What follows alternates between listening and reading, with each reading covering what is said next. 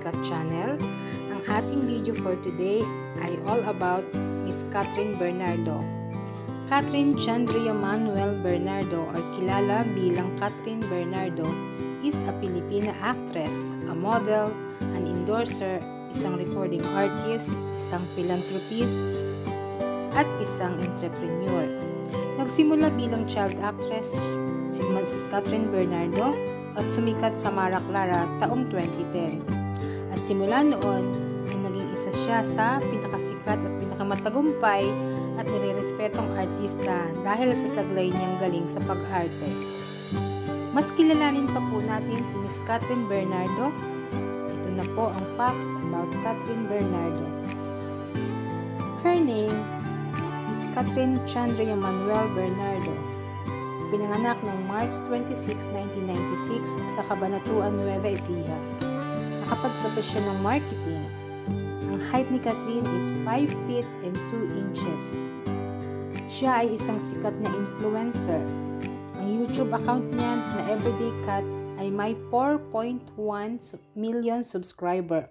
Instagram account Bernardo Cat mayroong 17.9 million followers. Ang kanyang Facebook account na ay may 4.9 million followers. Paboritong kulay ni Miss Catherine ay ang dilaw. At isa rin siyang big fan ni Justin Bieber and One Direction. Takot si Catherine sa ipis at syempre sa daga.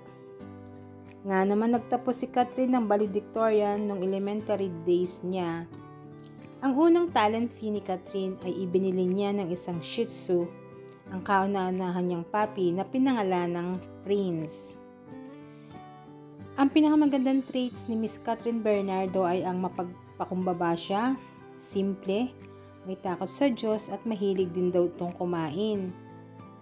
2004, nag-launch siya ng kanyang sariling boutique, ang Bulinggit Stop Shop sa Cabanatuan. Ang kanyang favorite ice cream flavor ay ang vanilla. Si Catherine Bernardo, paborito niyang Disney princess ay si Merida.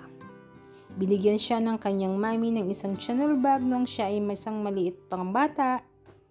At si John Lloyd Cruz naman ang kanyang paboritong Filipino actor. Alam niyo rin ba na ang pangalang Chandria ay hango sa paboritong actress ng kanyang papa na si Chanda Romero? Sinong nakakaalam na ang motto ni Catherine sa buhay, if others can, why can't I?